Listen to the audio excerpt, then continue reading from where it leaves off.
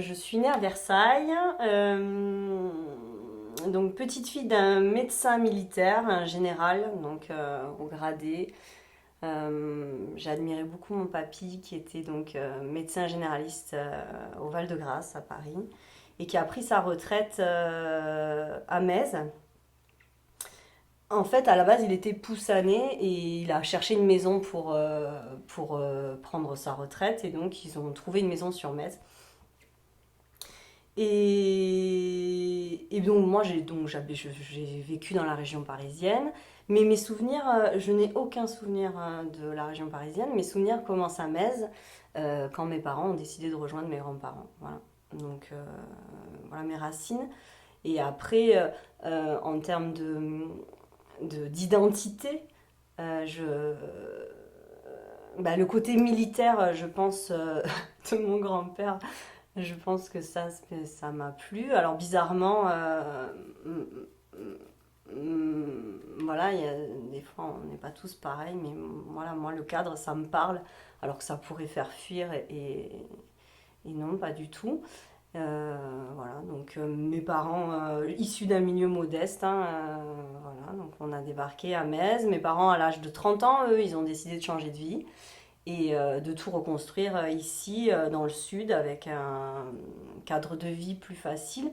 Mais je crois que c'est pas évident. Alors peut-être c'est plus facile maintenant, mais on était un peu les étrangers quoi à cette époque-là. Quand ma mère venait me chercher à l'école, qu'elle voyait toutes ces dames qui revenaient du mas en bottes de travail. Euh, il y avait un décalage entre ma mère, qui elle a bossé, a toujours travaillé, euh, et, et ces femmes qui aidaient leur mari. Enfin voilà, on était un peu, enfin ouais, on était un peu différents. On n'avait pas la même pensée, philosophie. Enfin ouais, on n'était pas dans, j'étais pas dans le même monde. Mon mari dit que j'étais un peu, je sais pas comment expliquer, que j'étais élevée un peu. J'ai pas trop les mots, mais un peu sur une, pas sur une bulle, mais sur une, voilà, j'avais ma maison, ma famille, mes grands-parents, tout le monde, donc, parce que donc c'est une grande famille, hein, mon père avait 7 frères et sœurs, donc du coup, les oncles, les tantes, les petits-enfants, la maison familiale, mes parents bossaient, donc moi j'étais toujours chez mes grands-parents. Et voilà, donc une vie simple, voilà, où voilà, des balades à la campagne, en garrigue, des balades en bateau, voilà. Mais c'est vrai que j'étais un peu, ben voilà, je vivais comme ça, un peu fermée par rapport à l'extérieur en fait, vraiment. Contrairement à mon mari qui lui était plus ouvert, on ne recevait pas forcément, voilà, on était bien, c'est un peu sectaire hein, presque. Mais voilà, pas plus ni moins. Et après, très très vite, donc j'ai aimé la danse. Donc moi, j'ai dansé, dansé, dansé beaucoup, jusqu'à même imaginer en faire mon métier. Euh, voilà, je suis passée par plusieurs écoles de danse qui font ce que je suis aujourd'hui, parce que vraiment, c'est quelque chose, la musique, c'est vraiment quelque chose qui m'a apporté, qui me parle beaucoup. Et ça permet d'extérioriser vraiment tout ça. Et quand bah justement, enfin, je sais pas, mais en fait, en tout cas, moi, ça me sert, ça me délivre un peu. Des fois, il y en a, dans leur bagnole, ils crient un bon coup. Ça m'arrive.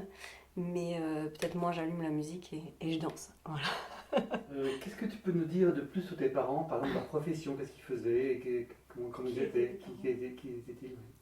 Alors, mes parents, donc, ben, mon père est passé par plusieurs métiers. Il a été longtemps agent de maîtrise pour une société de nettoyage, de désinsectisation, d'ératisation, tout ça. Puis après, conducteur de travaux. Il s'est remis en question, lui, à l'âge de 50 ans. Il a fait une alternance, un BTS en alternance pour valider enfin voilà, un contrat de professionnalisation dans le bâtiment et tout ça. Donc après, il a fini conducteur de travaux, tout ça. Et ça, j'avais admiré à l'époque le fait de voilà, à l'aube de ses 50 ans, t'arrêtes, tu remets tout. Enfin voilà. Donc, c'est plutôt cool parce que j'ai des parents voilà, qui sont jeunes, dynamiques, qui m'ont toujours euh, porté, voilà, vas-y, fais, fonce. Voilà, parce que j'ai du tempérament, hein, attention. Donc, voilà, à un moment donné, il fallait la canaliser, la petite. Parce que j'ai une grande sœur, donc j'ai une sœur aînée qui, elle, est repartie dans la région parisienne.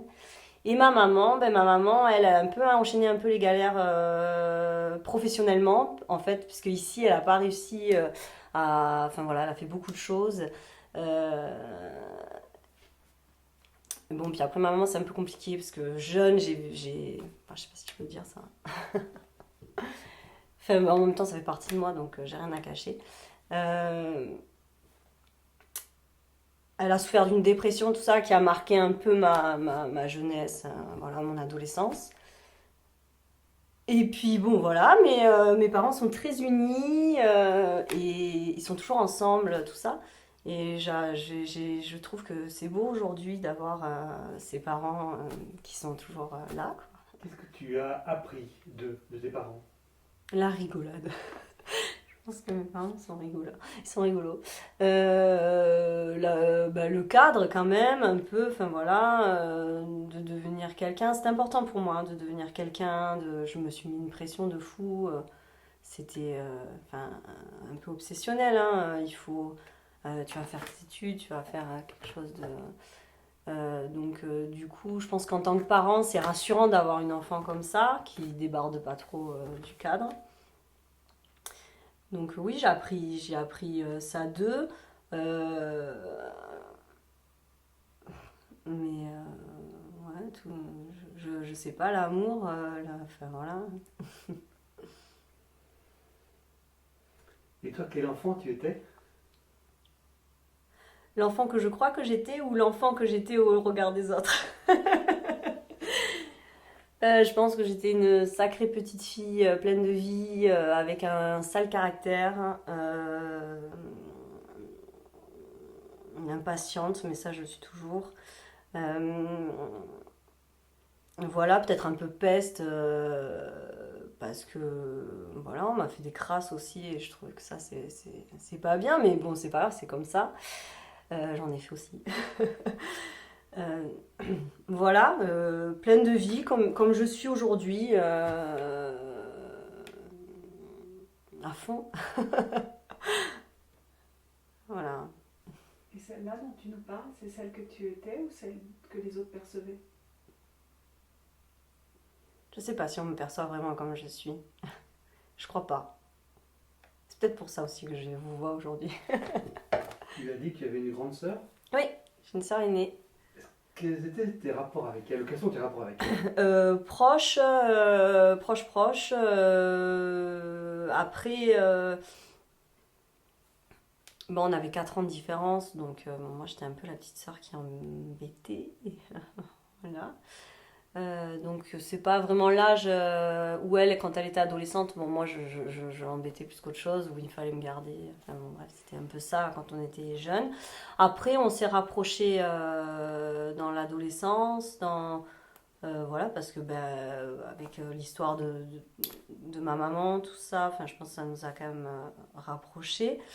Et bon, elle, après, elle est partie, elle n'a pas réussi à trouver de boulot ici, donc elle a rejoint une de mes tantes qui lui a permis de partir, la construire sa vie. Donc on s'est un peu éloigné, mais bon, je sais qu'elle est là, voilà. Voilà. On n'est pas des sœurs collées, hein, enfin, mais voilà, c'est ma sœur, hein, et on s'apprécie. Voilà, on est très très différentes l'une de l'autre. On n'a pas du tout le même tempérament. Elle est beaucoup plus cool. Voilà, que moi. Mais ça ne nous empêche pas de nous entendre. Voilà. Quel est le prénom de ta sœur? Sabrina. Mais je l'appelle Mina. Quels étaient tes rêves quand tu étais enfant?